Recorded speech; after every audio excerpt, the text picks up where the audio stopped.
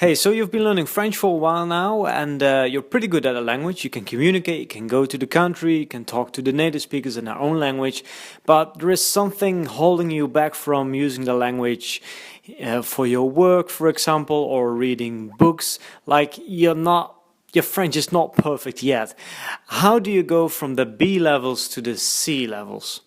Keep watching. Hey everyone, my name is Jan van der A.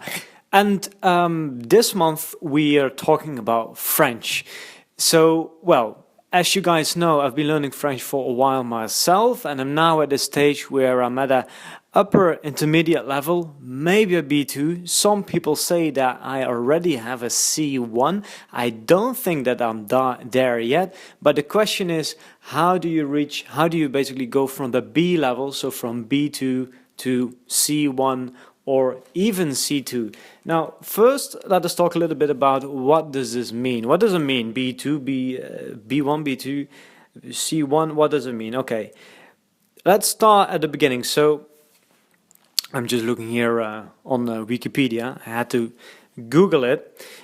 So, at an A level basically means that you are a basic user, B, independent user, B1, you're intermediate, B2, upper intermediate. So what does it mean, upper intermediate? So here the description of B2 can understand the main ideas of complex text on both concrete and abstract topics, including technical discussions in their field of specialization, can interact with a degree of fluency and spontaneity that makes regular interaction with native speaker quite possible without strain for either party. I think that's an important one. Can produce clear, detailed text on a wide range of subjects and explain a viewpoint on topical issue, giving the advantages and disadvantages of the various options. Okay, so this is basically the level at where you can hold conversations with native speakers without having them to adjust too much to you, basically, to your level. I think I'm there with French. I think I can have very spontaneous conversations, and the native speaker does not really need to slow down if they talk to me. Maybe if we're talking about certain topics that I'm a little bit unfamiliar with, but yeah, so maybe you have, because you know, it's of course it's our YouTube channel and we are talking about me all the time, but I know that you are watching this video because you want to know how you can reach the C level, and we are gonna get there. First, let me try to indicate where you are. So are you already at this B level or not yet? In case you are there and you want to reach the C level, C1, which basically means that at the C1 level, you should be able to understand a wide range of demanding longer clauses and recognize implicit meaning, can express ideas fluently and spontaneously without much obvious searching for expressions, can use the language flexibly and effectively for social, academic and professional purposes.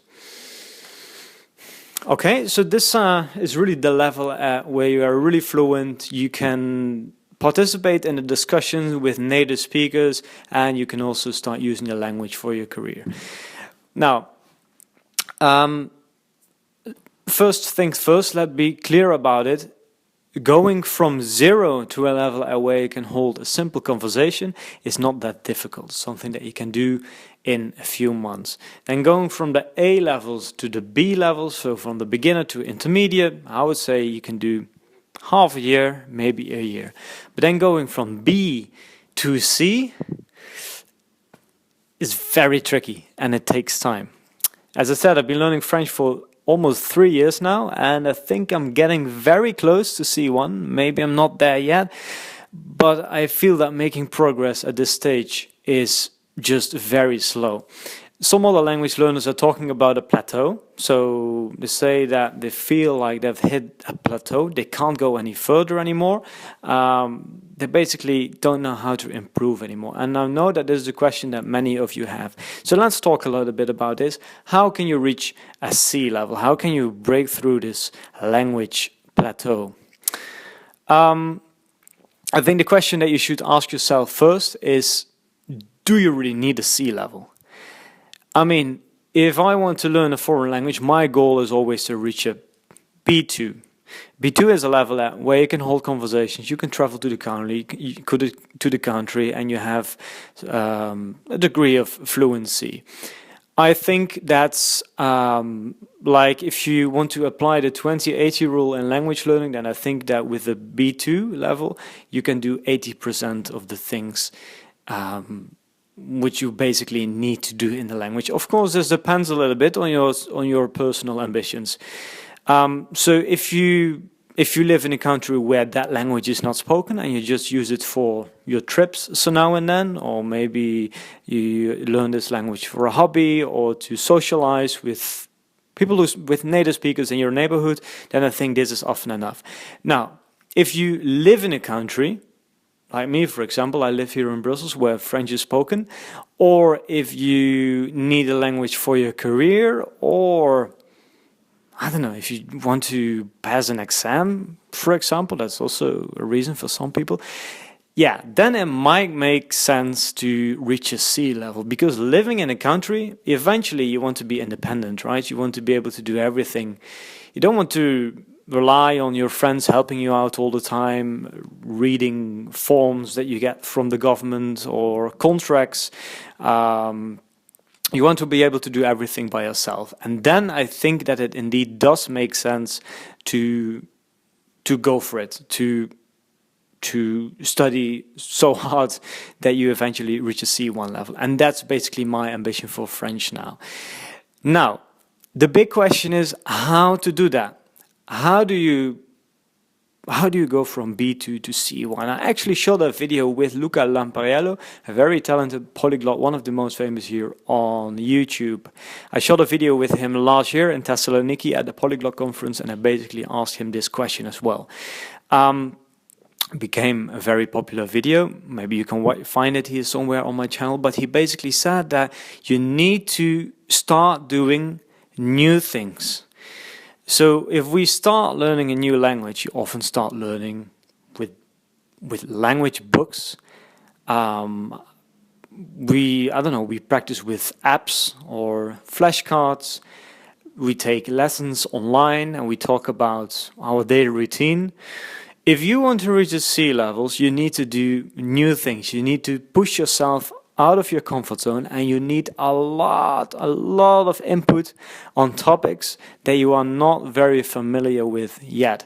So if you're used to talk about your daily life, then if you want to improve your speaking skills, then take lessons with a tutor online or in person, and instead of talking about your daily routine or what you've done or about your plans, your ambitions, talk about something else you're interested in, but which is a little bit more complicated. For example, I like international relations or politics.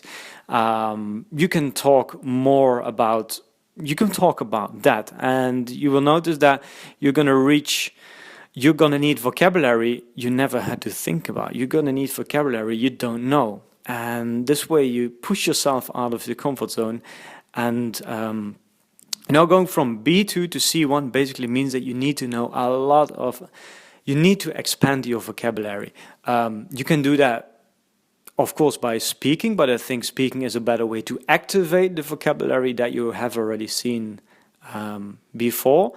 Another way is, and I think this is the final answer, this is what you really need to do, and that's you need to read a lot. You need to do a lot of reading, and of course, comprehensible input is important here, so you should at least be able to understand 80 or 90% of the text that you're reading. This way the text is interesting for you, you can enjoy reading it, and you can learn, like this 10% of vocabulary that you don't get, maybe you can understand from context, or you can look those words up in a dictionary. Now, I know this takes a lot of time. Having a book, and then maybe marking the words that you don't know, look it up at a dictionary. This is a hassle. Of course, if you read things online, you can copy paste it in Google Translate. I myself, since last year, I'm a big fan of Link, the platform of Steve Kaufman. Also has a YouTube channel. I started using it last year for my French, and the reason I like it so much is that you cannot just read things or read text that you are interested in. You can actually also click on the words and instantly see the meaning. Now it also counts the words that you know after a while, and I think like up until now I've built like a vocabulary of I think 10,000 words in French or something. Of course, this word count is not always accurate because it also counts the different forms of a verb, for example. But still, I think that it works very motivational to see like your vocabulary increasing all the time. Now, the biggest benefit of a platform like Link, for example, is that you can not only read, but you can also play along the audio. So this way, you basically train your brain to you basically hear the words at the same time, and it's easier to remember new vocabulary if you see it and hear it at the same time. At least that's how it works for me. I guess it also works for most of you guys. So I find that a very effective way to really get to the higher levels in your target language. Now, there are more products out there on the market. You can also listen to podcasts and read along with the transcript and study the transcripts afterwards and look up the words that you don't know. Yeah, these are really the things that you need to do. You basically need to do a lot of reading, a lot of input, and also activate these new words that you have learned by reading or by listening to these podcasts, by speaking, by taking speaking lessons. That's actually what I've been doing twice per week over the last month. And yeah, the final ingredient that you need here is patience, because as I said in the beginning of this video, it takes a while to go from B to C. I think from B2 to C1 takes at least, I would say, at least a year, maybe 2 years. I'm fortunate enough, I live here in Brussels. My wife is French speaking. I don't speak French with her, but I hear it all the time over the phone. So if you want to reach the C levels, you basically need to surround yourself with the language. Now, if you're not fortunate enough to live in a country or to live with someone who speaks the language, then those activities that I just mentioned before are the perfect replacement of being here in this French environment. So lots of reading, lots of listening, and I think that actually doing these things can be even more effective than just being in the country and being overwhelmed by the language all the time. Because although I live here in Brussels, most of my French I actually learn from books and from podcasts, from Link. And of course, if I learn new things, I try them out on the streets or with my friends here, I do language exchanges with. Yeah, so a little bit universal advice is not just for French. You can, of course, also use these tips for other languages that you are learning. That was it for now. And let me know, have you ever reached a C level in a language that you are learning, and how did you do that? Share your tips in the comments below. Again, together we know more than just me here. And yeah, let me know what you think, and see you next time here on Language Boost. Bye bye and have a nice day.